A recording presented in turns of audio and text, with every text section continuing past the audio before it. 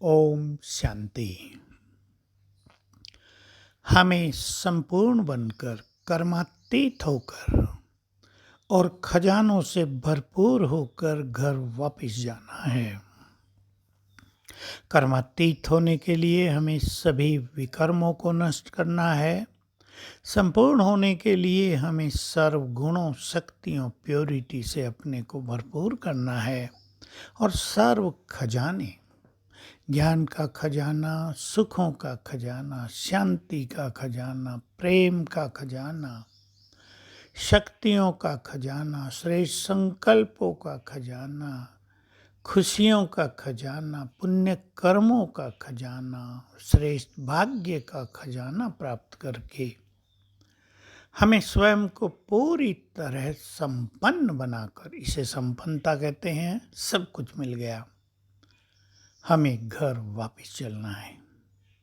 जब हम ऐसी कमाई करके घर वापस जाएंगे तो निश्चित रूप से भगवान भी हमें देखकर बहुत प्रसन्न होगा, बाहें फैलाकर हमारा स्वागत करेगा ना।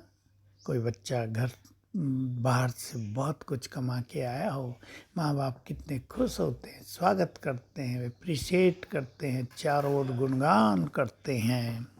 तो बाबा हम सब पर बलिहार होता है यदि हम उसकी आज्ञाओं पर चलकर सर्व खजानों से स्वयं को भरपूर करते हैं। तो विचार कर लें, हम ज्ञान के खजाने से भरपूर हैं या और संकल्पों से भरपूर हैं।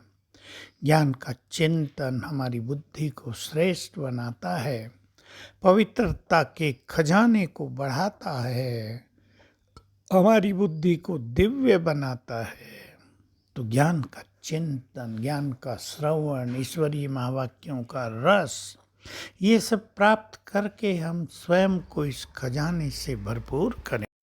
हम जानते हैं ज्ञान बहुत बड़ा अविनाशी खजाना है, ज्ञान रतन है। और भगवान के महावाक्यों के अनुसार जो आत्माएं ज्ञान रत्नों से भरपूर बनेगी वो जन्म जन्म स्थूल धन से भी भरपूर रहेंगी।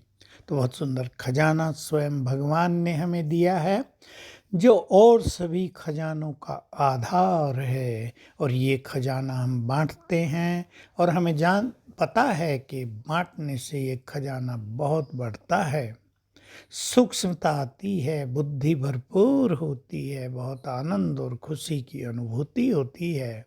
तो इस खजाने पर सभी ध्यान दें। केवल सुन लिया और सुना दिया थोड़ा बहुत, इतने से काम नहीं चलेगा। उसके मनन में रहकर अपनी बुद्धि को रिफाइन और डिवाइन करें। शक्तियों का खजाना हम योग बल से प्राप्त करें।